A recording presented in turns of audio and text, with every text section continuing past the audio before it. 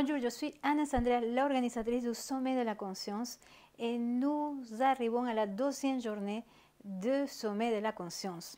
Et cette fois-ci, c'est Pascal Astir qui va nous offrir un moment unique. J'étais avec lui, vous allez voir.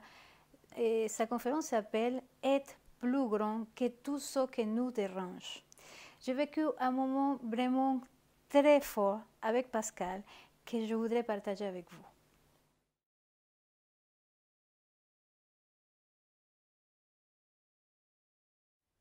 Merci Pascal. J'aime beaucoup cette proposition, devenir plus grand que tout ce qui nous dérange. Qu'est-ce que ça signifie pour toi? En fait, devenir plus grand que tout ce qui nous dérange, c'est, on pourrait dire ça autrement, c'est devenir présent à tout ce qui nous dérange ou à tout ce qui est dérangé en nous face aux circonstances de notre vie, c'est-à-dire tout ce qui réagit à l'intérieur de nous. C'est une proposition d'apporter notre attention à nos émotions, à tout ce qui est mis en évidence dans les circonstances de notre vie, de manière à ne plus être entièrement identifié à cela. Parce que la plupart du temps, on vit les circonstances de notre vie à partir, tu sais, des parties de nous auxquelles on s'est identifié, les parties de notre ego, de notre corps de souffrance. C'est un peu l'héritage de notre éducation, des expériences parfois douloureuses de notre vie, et ce qui fait qu'on n'est pas en lien avec la vie de façon neutre, ouverte, dans une acceptation et un accueil, mais plutôt dans ne pas vouloir revivre certaines choses, vouloir se protéger. Hein? Tout ça, c'est juste. Et en même temps, c'est une expérience complètement différente d'être identifié à ce qui réagit en nous, et qui est d'être présent à cela. Et devenir plus grand, c'est ça. Et quand on devient plus grand que ce qui en nous réagit, eh bien, ce qui en nous réagit rapetisse. Parce que nous sommes d'accord que les défis, entre guillemets, que la vie ou que les autres nous envoient, vont aller nous toucher là où nous avons besoin de grandir. Exactement. Donc c'est presque comme un parcours fléché. Ça vient pointer, Eckhart Tolle parle de panneaux indicateurs. Donc ça vient nous montrer exactement ce qu'on a besoin de voir pour en sortir. Hein? Souvent on essaye de sortir d'une situation extérieure. Mais en fait, on veut sortir, régler la situation extérieure pour ne pas ressentir le mal-être ou l'inconfort. Hein? Et en fait, si on peut s'arrêter un moment et ne rien faire par rapport à la situation, mais réaliser, prendre conscience, sentir ce qui réagit en nous, alors ça nous montre, comme tu le dis, exactement ce qu'on a besoin de voir pour en sortir. Et aussi, je pense que la prise de conscience de savoir que c'est juste une excuse, ce qui m'arrive, ou ce que l'autre me dit, ce que l'autre me fait, c'est une excuse qui mon ego, entre guillemets, va trouver pour pointer ce qui va mal, ce qui a besoin de guérison. Oui, exactement. Disons que c'est une opportunité, si on veut bien, hein, c'est une opportunité d'aller voir tout ce qui en nous n'est pas entièrement en paix. En fait, on est beaucoup, a priori, moi je l'ai été pendant plus de, oh là là, bien 30 ans de ma vie, à essayer, être en quête de bonheur, de paix, d'abondance, de joie, de tranquillité intérieure, de tout ça, de sérénité, d'harmonie. Hein? Et en fait, j'essayais de contrôler toutes les circonstances de ma vie, donc éviter les obstacles autant que possible, ou quand il y en avait, trouver des solutions. Tout ça pour ne pas sentir ce qui en moi n'était pas en paix. Alors que ce que j'ai réalisé, c'est que justement, c'est là qu'est la clé. Parce que la paix, l'harmonie, la joie, le bonheur, c'est notre nature profonde déjà. Et donc on a juste besoin de regarder ce qui n'est pas de cette qualité-là, pour réaliser que quand on est présent à ça, il y a bien sûr cette partie de nous qui n'est pas joyeuse, qui est en souffrance, on pourrait dire, hein, et il y a moi présent à cela. Mhm. Et dans le fond, je dirais que toute la démarche vise à reconnaître constamment la présence que l'on est. Parce que le problème n'est pas nos émotions, nos pensées, ni même nos, comment dire, nos croyances ou nos blessures, mais c'est le fait d'être pris là-dedans, d'être identifié. D'identifier, d'être collé. D'être collé. Et quand on le reconnaît, alors quand on est présent à ça, on n'est plus collé. Il y a commence à avoir un petit peu d'espace, mais ça peut prendre un petit peu de temps. D'abord, on a le sentiment d'être pris dans quelque chose. Par exemple, il arrive un événement douloureux, bon, et alors on dit, mon Dieu, mais comment je vais en sortir? On se sent complètement pris, je ne sais pas ce que je vais devenir, je ne sais pas ce que je vais faire, voilà. Et en fait, là, on est identifié à quelque chose en nous qui a peur, à quelque chose en nous qui se sent impuissant face à cette situation. Et quand je suis identifié, il n'y a évidemment pas aucun espace. Le fait de s'arrêter un moment, de se poser déjà, c'est juste amener notre attention dans le moment présent, toucher quelque chose, sentir le contact du corps avec ce sur quoi on est assis, les pieds sur le sol, sentir la sensation des vêtements à la surface de la peau. Juste prendre peut-être juste une respiration, pas pour se calmer, mais juste pour sentir la sensation de vie, la présence, exactement, être en lien avec la vie. Quand je sens ma respiration, je ne sens forcément celle qui se fait maintenant. Donc, quelque part, ça me permet déjà de me recentrer et de m'ancrer dans mon corps.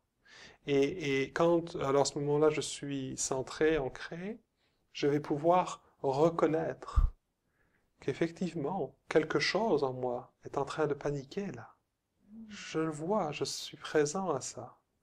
Et quand je reconnais cela, plutôt que de ne pas vouloir être comme ça, mais dit, oh, quelque chose là, moi, maintenant est complètement paniqué, se demande comment je vais m'en sortir. Ok, je sens ça, je vois ça. Alors, si je reste quelques secondes, je vais voir que ce sera toujours là, mais il commence à y avoir un peu d'espace autour. Un tout petit peu d'espace pour ça. Je ne suis plus pris dedans. Oui, ça c'est quand il y a une seule émotion. Mais ça m'est arrivé qu'il y a la peur, il y a l'envie de chercher une solution, il y a le comment je vais faire, etc. C'est-à-dire il y a plusieurs parties de moi qui se présentent. Donc dans ces cas-là... Alors effectivement, il peut y avoir plusieurs parties en jeu. Et dans ce cas-là, on fait ce que nous on appelle dégager un espace. C'est-à-dire que comme il y a plusieurs parties, on reconnaît tout ce qui est là. C'est-à-dire on reconnaît qu'effectivement, quelque chose en moi essaie de trouver une solution. Et je sens aussi quelque chose en moi peur. Et l'idée, c'est de ressentir comment ça vit à l'intérieur de nous. C'est pas juste de le reconnaître intellectuellement. C'est pour ça que l'ancrage dans le corps est important. C'est d'ailleurs la première étape du processus qu'on transmet d'auto-accompagnement en pleine conscience. C'est, on appelle ça entrer en soi ou entrer en présence. Et c'est ça qui est intéressant, c'est qu'en fait, c'est exactement la même chose pour nous. Entrer en soi, entrer en présence, c'est la même chose. En fait, c'est entrer en relation avec notre corps, avec notre ressenti. Donc, on va, comme je disais tout à l'heure, juste se mettre en lien avec le contact du corps, avec les sensations à l'intérieur du corps, dans nos bras, dans les mains, des choses toutes simples, juste pour se centrer. Et là, on va pouvoir sentir que quand je ressens quelque chose en moi qui a peur, je sens que c'est un petit peu, comment dire, un petit peu contracté ici au niveau de la gorge, ou une boule dans l'estomac, ou quelque chose. Et je peux aussi sentir quelque chose qui est là, comme ça, tu sais, au niveau des sourcils, ou au niveau de la tête, qui est en train d'essayer de trouver une solution. Il faut vraiment que je sorte de là. Et donc, je peux commencer à être présent à tout ça, plutôt que d'être identifié. Tu vois? Donc, il peut y avoir plusieurs parties, mais de toute façon, on a les symptômes de ces parties-là. Et c'est vrai que ça demande un peu d'entraînement. Donc, c'est clair que on n'est pas forcément habitué à être en lien avec notre ressenti. Dans notre société, on est beaucoup orienté vers l'extérieur. Le mental et l'intellect est très valorisé. Et souvent, on ne connaît que cette partie-là de notre intelligence. l'intelligence du mental. Et en même temps, elle est relativement limitée, ce qui fait que, enfin limitée dans le sens où elle a du mal à faire face à des situations complexes. Parce que, comme tu le dis, face à une situation, il peut y avoir plusieurs facteurs en même temps. Et le mental, lui, a du mal à appréhender plus qu'une chose à la fois. Et donc, on est pris... Si, on est... se rend compte. Si on s'en rend compte. Si on se rend compte. Oui. Et déjà, donc déjà, si on est dans notre tête et en lien avec l'expérience extérieure, on n'est pas en lien avec ce qui se passe à l'intérieur de nous, on est complètement identifié à ça. Donc déjà, le fait de ramener l'attention dans le corps permet d'être éventuellement présent à quelque chose. Et si on est présent à ça par la tête, ben on est présent à un, à l'autre, qu'est-ce que je fais avec tout ça? C'est un peu le sens de ta question, dans le fond, qu'est-ce que je fais avec tout ça? Il y a beaucoup de choses en même temps. Eh bien, il est nécessaire dans ce cas-là d'ouvrir un espace plus large dans le corps pour faire un petit peu comme un... Comment est-ce qu'on appelle ça quand dans un magasin on répertorie tout ce qui est un inventaire? Tu vois? On fait un inventaire de qu'est-ce qui est présent maintenant. On le sent. Tu sais, je vois quelque chose qui est tracassé là. Je sens quelque chose qui a peur dans mon estomac. Je sens quelque chose qui est triste d'être encore dans cette situation. Ok. Alors là, je peux, tu vois, être présent à ça. Et à ce moment-là, oui, là, je commence tout doucement, déjà, en utilisant ce langage de présence, hein, quelque chose en moi a peur. Je sens aussi quelque chose dans la gorge qui est triste. Et je sens quelque chose dans ma tête qui est en train d'essayer de trouver une solution, qui est préoccupé par tout ça. Et les trois sont là. Et quand je reconnais tout ça, ben, je commence déjà à devenir un peu plus grand que tout ça, que tout ce qui me dérange, que tout ce qui est réactif à l'intérieur de moi. Et il commence déjà à y avoir un peu plus d'espace. Et donc, je vais pouvoir aussi être en lien avec la réalité de l'instant présent. Parce que quand je suis identifié à une partie de moi, je ne suis pas en lien avec la vie telle qu'elle est. Je suis en lien avec la vie au travers d'un point de vue, au travers d'une peur, par le filtre, effectivement, de ces différentes émotions, de ces parties de moi ou de ces conditionnements. Donc, en réalité, je suis déconnecté de la réalité et c'est ce qui me fait vivre cet inconfort, cette souffrance. Après, cette réalité, elle est très, quand il y a deux personnes, cette réalité, elle est très subjective. Pour moi, être authentique, c'est reconnaître qu'on ne l'est pas. Être objectif, c'est reconnaître notre subjectivité. Prendre conscience que différentes parties de nous ont des points de vue et que de leur point de vue, les choses ne devraient pas être comme elles sont. Hein? Puis ça, c'est le début de la souffrance, parce que la souffrance, c'est toujours la différence entre ce qui est et ce que je voudrais qu'il soit. Est-ce que ce point de vue vient de mes croyances, de mes blessures, de ma culture, de je sais pas quoi, de ta. Oui, forcément, elle a été inculquée. C'est comme un héritage de mes expériences passées, de mon éducation, de ma culture et tout ça. Et donc, c'est une occasion d'en prendre conscience. C'est effectivement une opportunité, si on le veut, en prenant conscience, de sortir de nos schémas. Donc, pas en s'en débarrassant, on n'a pas besoin de s'en débarrasser. En fait, quand on... Ça peut continuer à être là. Ça peut continuer à être là. En fait, ça n'a de pouvoir sur nous qu'à partir du moment où on est identifié à cela. À partir du moment où on y croit. Quelque part, on adhère, on croit que le point de vue de cette partie de moi, c'est la vérité. Ok, et c'est juste c'est comme la différence entre dire j'ai peur quand l'autre me dit ça, à dire il est, parce que ma partie me dit ça, il est méchant ou il va me faire mal ou je sais pas quoi. Exactement. Donc, quand on dit, par exemple, cette personne-là me fait peur, hein, en fait, on dit j'ai peur. Voilà. Hein, et alors, quand on dit j'ai peur, en fait, je suis à ce moment-là identifié encore à la peur. Alors, je peux reconnaître, en fait, que quelque chose en moi a peur. Et ça, j'invite vraiment les gens qui nous regardent à vraiment faire la différence. Quand j'ai peur, quand je dis j'ai peur, et quelque chose en moi a peur. Ça la réduit. Exactement. Instantanément. Instantanément, je deviens plus grand que c'est quelque chose en moi qui a peur. Pas dans le but de m'en débarrasser. Justement, dans le but de reprendre conscience, d'être avec elle. Dans le fond, je m'élève en conscience, je ne suis plus pris dans le schéma. C'est comme un saut quantique. En le regardant, en acceptant que c'est là, je ne suis plus pris dedans. Je comprends parfaitement et ça me semble vraiment... il y a mon cœur qui s'ouvre devant ça. Et en même temps, je me demande, ces émotions, ils sont là juste pour les écouter ou il y a une autre position à avoir avec elles. Ok. La peur, par exemple, qui est présent. On dit, il y a une petite partie de moi qui a peur, etc. Et la peur, par la suite, qu'est-ce qu'on fait avec? S'il y a quelque chose à faire. Tout à fait. En fait, la peur qui est là peut être soit l'expression d'une sagesse, parce que dans certaines situations, on est quand même des êtres humains, on est incarné dans un corps qui est mortel, hein, donc ce corps peut mourir, entre guillemets, hein, et on peut se blesser, on peut être maltraité. Hein. Donc, si on est devant un chien qui monte les dents, qui bave et qui veut nous sauter dessus, c'est tout à fait sain de ressentir cette peur. On ne ressentirait pas cette peur, on serait à ce moment-là inconscient. Et ce serait pas sage de l'ignorer. Hein?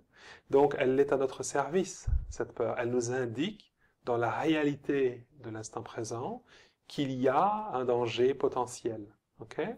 Au moins qu'il est en situation, mais si le danger n'est pas potentiel, qu'il est en situation qui a des enjeux pour moi. Et qui a des enjeux pour moi, et ça m'invite ça attire mon attention. Okay? Voilà. Donc ça, c'est une possibilité. L'autre possibilité, c'est que une situation remette en évidence une ancienne peur ou une ancienne blessure. Donc la peur, c'est la peur de revivre quelque chose. Donc par exemple, je disais, s'il y a un chien qui est enragé devant moi, il pourrait me mordre ou il pourrait me sauter dessus ou que sais-je. Évidemment, il y a une peur, mais la plupart du temps, on vit dans notre vie, on fait face à des chiens enragés alors qu'il n'y en a pas. Ouais. Okay, parce que une situation ressemble ou nous fait penser ou nous remet en évidence une partie de nous qui a eu très peur et qui veut tellement pas revivre cela. Okay, donc dans les deux cas, c'est intéressant de l'écouter.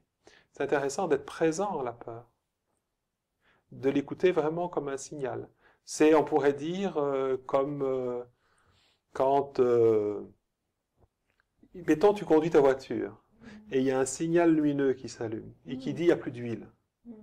Ton mental peut mettre ça en doute en disant peut-être que c'est juste la lumière qui fonctionne plus et que dans le fond il y a assez d'huile. Ou alors réellement il n'y a plus assez d'huile. Mais dans les deux cas, c'est intéressant de regarder et de vérifier. Parce que on peut aller vérifier et dire dans le fond, ben non, tu vois, ça s'est allumé mais c'est une fausse alarme. Dans la réalité, si je regarde la situation, il n'y a rien d'alarmant, il n'y a pas de réel danger, mais j'ai pris le temps de vérifier. Okay? Parce que ça s'est quand même allumé. Okay? Mais il est possible aussi que, effectivement, il manque réellement d'huile. Okay? Donc, il est possible que ce soit le témoignage d'une situation réelle qui se vit dans l'instant présent, ou simplement quelque chose qui vient de s'allumer par peur qu'il se passe quelque chose, et dans la réalité, il ne se passe rien.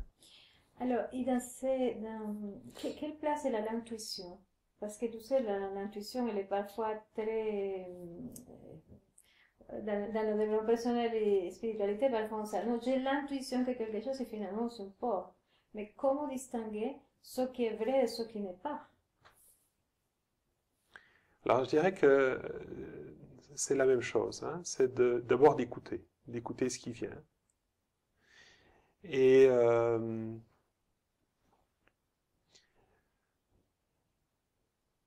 est-ce que la peur que je ressens, c'est quelque chose qui m'indique d'être prudent? Hein? Je viens de rencontrer quelqu'un qui me propose de faire, je ne sais pas moi, une affaire ou que sais-je, et je ressens de la peur. On va d'abord reconnaître que quelque chose en moi a peur là maintenant. C'est tout ce que je sais. Que ça soit intuitif ou pas. On ne C'est sait pas pour grave. l'instant encore. Ouais. Pour l'instant, on sait que, tiens, quelque chose vient de se serrer dans l'estomac. Et on va éviter de rentrer dans des interprétations ou dans des hypothèses. On va prendre le temps de reconnaître, tiens, mon estomac vient de se resserrer, et d'écouter cela. Il y a vraiment une sagesse dans le corps. C'est-à-dire que en faisant cela, je ramène aussi mon attention dans le moment présent. C'est-à-dire, je sors de l'histoire. Je me ramène en ressentant que mon estomac est serré, qu'il y a une boule dans la gorge, en ressentant tout le reste du corps. Je me ramène dans la situation, dans la réalité de ce qui se passe maintenant. Et ça me permet de distinguer ce qui, comment dire, la réalité de la fiction en fait. Ça me permet de sentir si effectivement cette peur est réelle ou si elle vient de, je vais dire, d'une expérience passée. C'est en écoutant en fait cette partie de moi qui a peur, en apprenant à être en relation, on pourrait dire, avec cela, que ça va m'indiquer de quoi ça a peur dans le fond. Et là, on va pouvoir voir si c'est vraiment, ça nous rappelle quelque chose, c'est quelque chose qu'on a déjà vécu plusieurs fois, et encore une fois, c'est là. Donc, c'est en apprenant à l'écouter qu'on va pouvoir faire la distinction.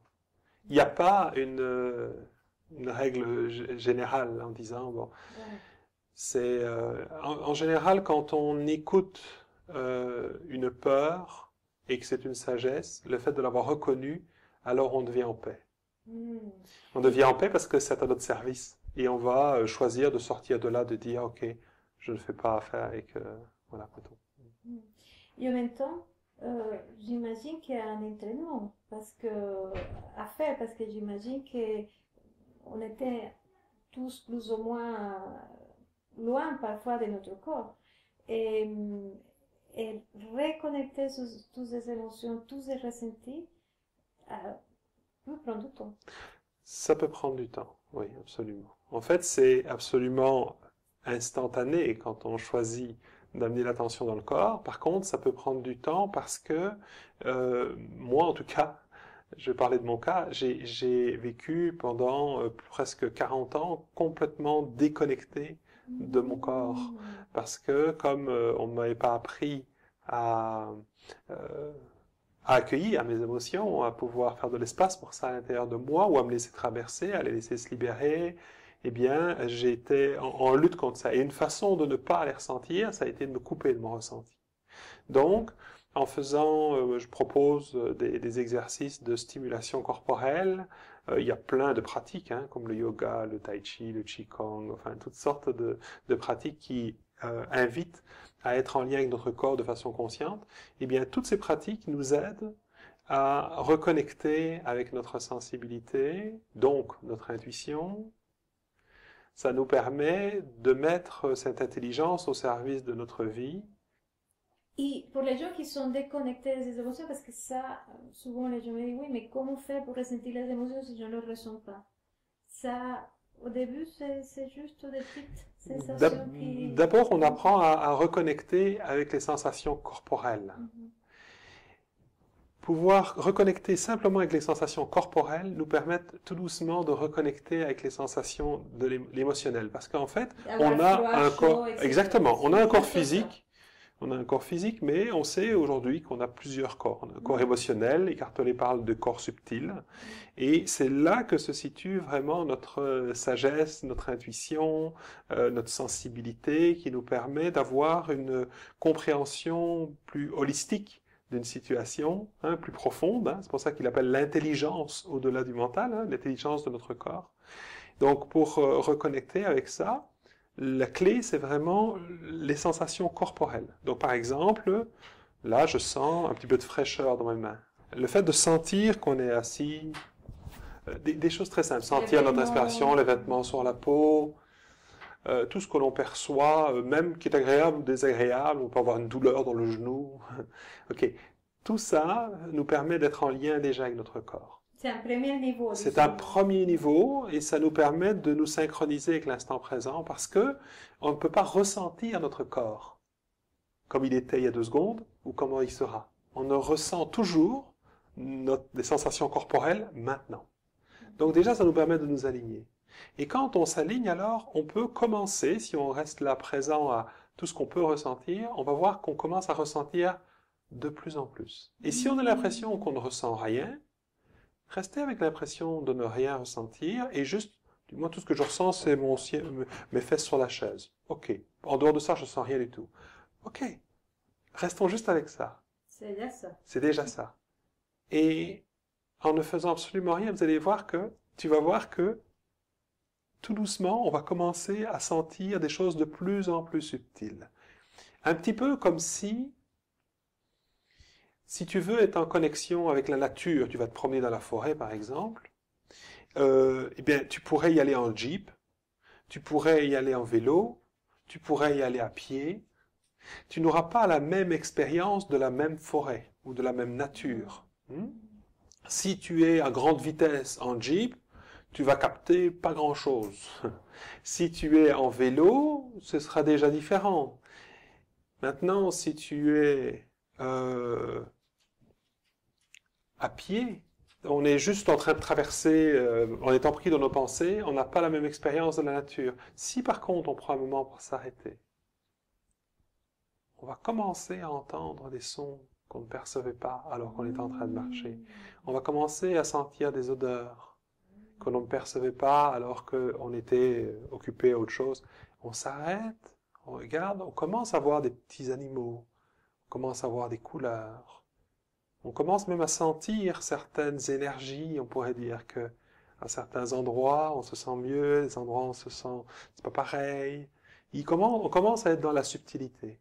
Donc de la même façon, si on est tout le temps dans le feu de l'action, orienté à régler des problèmes à l'extérieur et à essayer de comprendre des choses, on est déconnecté de la nature intérieure, de la vie à l'intérieur de nous. Et donc oui, ça peut prendre un certain temps. Pour reconnecter à ça, déjà, prendre le temps de s'arrêter. Et aussi, j'imagine que c'est reconnaître la beauté et la puissance du subtil, parce que moi, il y a des gens qui me disent, je ne ressens rien, mais et quand je les inquiète, en fait, ils ressentent, mais je ne sais pas qu'est-ce qu'ils attendent, en fait. Des choses énormes, je ne sais pas. Il y a une puissance dans le subtil. Il y a une grande puissance et en même temps c'est extrêmement simple et ça peut paraître tellement simple qu'on passe à côté. Voilà. Parce que c'est tellement naturel, tellement habituel de ressentir notre corps qu'on peut ne plus le ressentir. On n'y prête pas attention, on ne considère pas que ça c'est important. On prend ça tellement pour acquis qu'on n'y prête plus attention. Mais si on ne prête pas attention à des choses aussi simples que la sensation de la fraîcheur de l'eau quand je bois, que le vent à la surface de ma peau quand je me promène dehors, que des choses extrêmement simples comme ça, comment est-ce que je pourrais alors capter les subtilités, l'essentiel de la vie, de ce qui est du domaine de l'intuition, qui est dans l'ultra subtil. Donc, ça demande effectivement de ralentir, de s'arrêter, et ça vient à nous, tout doucement. Et puis de plus en plus, parce que plus on s'habitue à s'ouvrir à ça, et plus ça devient évident. Mais c'est un apprentissage. C'est comme quand on apprend une nouvelle langue, c'est comme quand on apprend à conduire, c'est comme quand dans tout processus d'apprentissage, il y a un certain temps d'intégration. Et encore, on devient plus grand. Et on devient, exactement, on devient plus grand, on grandit par notre expérience. C'est sûr que si on s'arrête une fois tous les 6 mois pour se connecter à notre corps, on aura une certaine expérience de tout ça. Si régulièrement, dans une pratique régulière, on se met en lien avec notre corps, alors cette intuition se développe, cette subtilité, cette sensibilité se développe à l'intérieur de nous. Et on apprend à être avec cette sensibilité, pas à être ou à devenir sensible. Parce que beaucoup de gens souffrent de leur sensibilité. C'est-à-dire qu'ils ont une grande sensibilité qui est une grande qualité. Et c'est ce qui leur permet, en général, les gens sensibles sont très intuitifs. Ils perçoivent justement les choses. Mais ils pourraient tenter de vouloir se couper de leur sensibilité parce que justement, ils sont complètement identifiés à leur corps et à la sensibilité de leur corps. Le but de devenir plus grand, c'est de pouvoir être avec cette sensibilité recevoir les messages de sensibilité, mais ne pas être entièrement identifié à cela. C'est-à-dire ne pas être coupé de qui on est, au-delà des sensations de notre corps. Parce que dans le fond, on n'est pas plus de sensations corporelles que nos émotions, que nos pensées. On a tout ça, mais on n'est pas ça. Ça fait partie de nous, mais c'est pas qui on est. Et qui on est, et c'est vraiment je dirais, la seule clé. D'ailleurs, c'est ce que dit Eckhart Tolle, hein. Tout ce que l'on va vouloir changer dans notre vie, ou même à l'intérieur de nous, en travaillant sur nos émotions, ou en se disant « je dois être positif », ou « je dois me mettre dans un sentiment d'abondance », ou « je dois voir la vie sous un bon jour » et tout ça, tous les changements qu'on apporte de cette façon-là ne sont que cosmétiques et temporels. C'est-à-dire que rien ne s'est vraiment transformé. On a caché quelque chose, on l'a remplacé par quelque chose d'autre. Et évidemment, alors, chaque fois, si on veut que ça se maintienne, eh bien, il faut tout le temps se maintenir dans cette nouvelle façon d'être. On n'aime pas comment on se sent, on la remplace par une autre façon de se sentir. Mais c'est artificiel. C'est quelque chose qu'on doit maintenir. Tandis que si je résiste à la tentation de remplacer une sensation par une autre, et que je reste avec la sensation qui est là, même si elle est désagréable, je commence effectivement à faire de l'espace et être à l'écoute dans la subtilité de ce qui est là. Je fais connaissance. Hein, c'est le connais-toi toi-même. C'est être présent à nous-mêmes, être présent à tous nos schémas, à tout ce qui s'est construit en nous. Ça nous montre qu'effectivement, on n'est pas cela. Parce qu'on ne peut pas être présent à soi-même. On est forcément présent à quelque chose. Hein? Même si ça fait partie de nous. Nous-mêmes, c'est nous présents à cela. Et c'est vraiment la découverte de qui on est au-delà de tout ce qu'on croit être, au-delà de tout ce qui réagit en nous. Et dans le fond, à partir de là, on n'a rien à changer, rien à transformer, rien à guérir. On a à prendre conscience de ce qui en nous est déjà entier, complet, paisible, et en même temps présent à quelque chose en nous qui ne l'est pas. À quelque chose en nous qui, pour l'instant, est inquiet. Quelque chose en nous qui a peur. Quelque chose en nous. Et la reconnaissance de ça nous amène de plus en plus à réaliser qui on est au-delà de ça. Alors, l'année dernière, on a eu encore une belle conversation comme celle-ci. Et les gens ont adoré le moment où on a mis en pratique en fait ce que tu disais. Est-ce que ça te dirait qu'on fasse une petite pratique en fait? Avec plaisir. De ce que nous sommes en train de parler. Avec plaisir, bien sûr. Qu'est-ce qu'on peut faire? On peut faire comme l'année dernière ou je oui. peux proposer un... Dis-moi un petit peu ce qui est là, présent, et on va... Qu'est-ce qui est présent là, justement? Alors, cet week-end, j'ai fait un stage très fort où un des participants a partagé un vécu d'enfant, quelque chose de juste horrible, juste inécoutable tellement.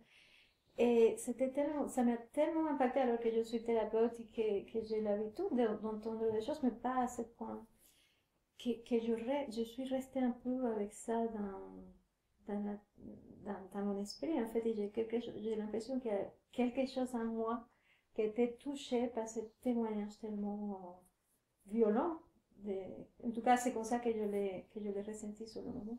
Ok, donc tu sens quelque chose en toi est vraiment touché face à ce témoignage d'enfants qui ont été maltraités. Hein? Maltraités plus. Ouais. Ok. Alors regarde si tu voudrais juste déjà reconnaître ça. Reconnaître que quelque chose en toi est touché par ça. Oui, tout de suite, tu vois, même quand je te le racontais, il y a une émotion tout de suite qui a pris beaucoup de place. Je me rends compte à quel point je suis touchée, ou une partie de moi est touchée. Oui. Par ce que j'ai entendu. Exactement. Alors, regarde si tu voudrais juste reconnaître que c'est là. Peut-être décrire un peu ce quelque chose là que tu sens qui est là. Il y a comme une espèce de nuage comme ça énorme et derrière le cœur qui va tac tac tac tac. C'est comme j'ai pas plus de... Ok. Je peux pas le décrire plus que ça. C'est bien. Il y a aussi comme une espèce de port ici en bas. Si je vais plus loin. Ouais. Et même quelque chose qui se serre dans mon corps partout. Ok. Donc on va prendre un moment déjà pour reconnaître ça. Mhm. Tu ressens quelque chose comme un nuage. Et la respiration qui s'accélère aussi. Ouais. Mhm. Tu ressens aussi le cœur qui bat. Tu ressens quelque chose qui se serre dans le Mhm. bas de ton corps. Et tu sens la respiration qui est un peu plus rapide. Regarde si c'est OK pour toi de juste reconnaître que c'est là, dire oui, c'est là. Je vais être authentique, ok? Oui, vas-y. Et en même temps, je me dis, waouh, il y a des gens qui me regardent, ils savent je suis thérapeute et qui disent, mais comment elle peut toucher pour un Ah, truc comme ça, tu vois? Il y a une partie de c'est moi qui a peur de ça c'est aussi. bien. Et Oui, tu es présente aussi à quelque chose en toi qui est préoccupé, oui, hein, par ce que les gens pourraient se dire à propos de ce qu'on est en train de faire là maintenant et du fait que tu es touché ou par une situation comme celle-là. Ouais. et même une autre partie là, je la ressens ici, qu'elle est mise de se justifier, de dire, oui, mais ce que j'ai entendu, c'était tellement horrible, tu Ah, vois? voilà. Ça me fait Ouais, rigoler ouais, ouais. Ouais, et tu vois aussi tout quelque ce chose dialogue. ouais, qui voudrait comme justifier tout ça. Voilà. Oui. Regarde si tu veux prendre un moment comme pour, tu sais, faire de l'espace pour tout ça. Rester juste un moment avec tout ça, ne rien faire d'autre. Dire ok, c'est là. Et regarde ce qui éventuellement attire un peu plus ton attention que le reste. Commencez déjà maintenant, hein. Il y a un espace, un petit parti que je l'identifie comme un petit enfant apeuré en fait, hein, qui est c'est le cœur qui bat. Hmm. Et je vois comme une image en fait, comme d'un petit enfant qui est comme ça dans le cœur d'avoir entendu quelque chose qui le dépasse en fait. Tu vois? Ah, tu ressens quelque chose dans les battements du cœur, comme un petit enfant qui est tout comme ça, dans un coin, qui est un peu effrayé d'avoir entendu quelque chose. Regarde si... Qui est pas juste pour les oreilles d'un enfant en fait. Ah, ça te montre que c'est Mhm. effrayé d'avoir entendu quelque chose qui n'est pas juste pour les oreilles d'un enfant. Mhm. Regarde si c'est OK pour toi de Mhm. t'arrêter un moment avec avec ce petit enfant-là en toi et d'établir peut-être un premier contact avec lui en lui disant bonjour, je sais que tu es là.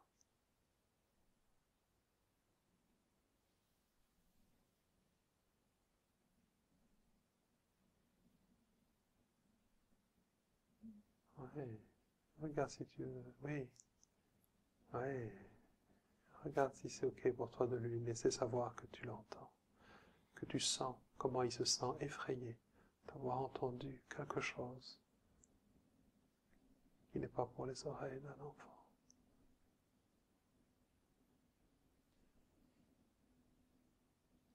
Ouais. Hmm. C'est comment, ça me donne envie de pleurer, c'est comment, je sais pas, j'ai pas envie de mettre. Tout d'un coup, Ok, c'est je, bien. Tu sens qu'il y a l'émotion qui monte là.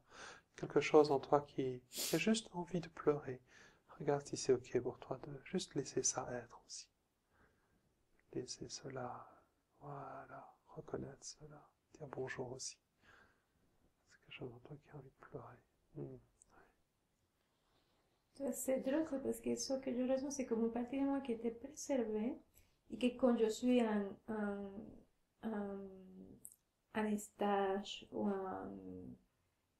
euh, ou en consultation, que je peux entendre des choses très fortes, mais il y a comme quelque chose qui se protège à ce moment-là. Ah, Et j'ai l'impression que cette protection n'était pas mise, ah, tu vois. Je sais ouais. pas si c'est une interprétation, mais... Ok. Et parce qu'il y a une partie de moi que j'ai vraiment envie de préserver, tu vois, malgré tout ce que je puisse entendre, voir, vivre. Il y a une Hmm. partie de moi qui je tiens à garder intact, intouché, etc. Tu sens quelque chose te Tout montre. d'un coup, ça, Voilà, le le fait de fait de voir ça. reconnaître cette Oui. partie, Ok. c'est touchant parce que je sens que c'est une partie vraiment très belle. Voilà. Et, Ouais. Tu sens que tu es en lien en fait oui. avec quelque chose en toi qui est très très belle. Quelque chose, une partie de toi qui est très belle. Et tu sens aussi que quelque chose en toi voudrait vraiment préserver cette beauté-là. Voilà. Regarde comment c'est dans ton corps. Là maintenant, quand tu prends conscience de tout ça, quand juste... Ça tremble de partout, mais c'est un tremblement comme l'énergie. Ah, tu sens maintenant quelque chose comme un tremblement d'énergie. Regarde si c'est OK pour toi. Alors, Et en tout cas, il y a la détente. il y a, tu sais, il y a, Il y a un espace ici qui s'ouvre et ouais, je sens plus le petit enfant. D'ailleurs, mon cœur ouais. est beaucoup plus apaisé. Ah, le cœur est apaisé, quelque chose s'ouvre, tu sens que ça s'ouvre en toi, quelque chose s'apaise, et tu sens plus d'énergie dans ton corps. Prends le temps aussi d'accueillir ça, de laisser de la place à tout ça aussi.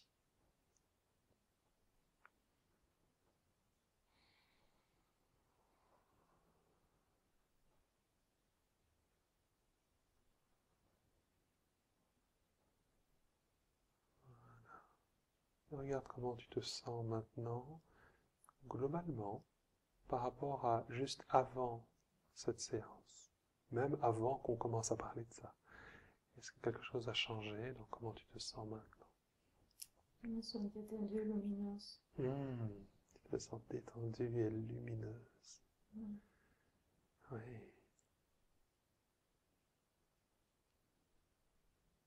Voilà, prends le temps aussi de sentir comment c'est dans ton Et corps. aussi, me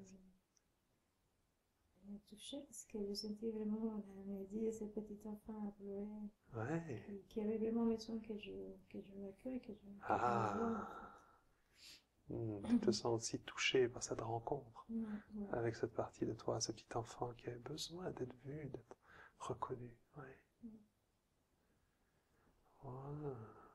Regarde alors si tu voudrais prendre un moment juste avant qu'on termine pour reconnaître et remercier ces parties de toi qui, dans ces circonstances, sont venues se manifester en toi, sont venues appeler ta présence. Ouais. Leur dire qu'elles sont les bienvenues et qu'elles peuvent revenir à l'occasion, si elles ont encore peur ou si elles ont encore besoin de ta présence, d'être entendues pour ce qu'elles vivent, chacune de leur point de vue.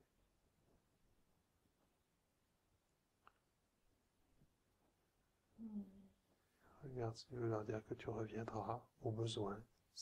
Voilà, si ça a besoin. On ne va pas courir après maintenant, on va les laisser être, mais si elles ont besoin, on sera encore là pour les écouter, comme tu l'as fait aujourd'hui, tout simplement, très simplement. Regarde pour terminer, si tu veux reconnaître aussi le processus de ton corps, qui au travers de cette sensation-là de nuage, de cœur qui bat, de, de tension intérieure, t'a mis en lien avec l'expression de cette partie de toi qui avait besoin d'être vue, d'être entendue. Voilà. Et enfin, oui, c'est ça. Regarde, pour terminer, si tu veux aussi reconnaître alors la présence que tu es, c'est-à-dire toi. Voilà, toi, on pourrait dire plus grande, Le grand, hein, il y a quelques minutes. que toutes les parties de toi auxquelles tu étais potentiellement un peu identifié jusque-là. Et là, tu es devenue plus grande que celle-là. Et donc, en étant plus grande, tu as la capacité de les reconnaître, de les accepter, de les accueillir avec amour, empathie. Et il n'y a rien à changer par rapport à ça, parce que maintenant, tu es là en tant que présence. Cette partie de toi, elle peut rester comme un petit enfant, elle peut rester apeurée quand elle a peur de quelque chose. Elle a le droit d'être comme elle est. et toi tu es comme tu es, c'est-à-dire la présence. Non, ça me Ouais, touche. c'est pas... Ouais. Mhm. Hmm. Merci Anna. Oh, merci à Merci, mais toi. merci beaucoup pour le beau cadeau que tu nous fais à tous. Et je sais ce que ça peut représenter de faire ça en public comme ça. Vraiment. Beaucoup, beaucoup, beaucoup de gratitude, d'admiration que tu te prêtes à ça. Hmm.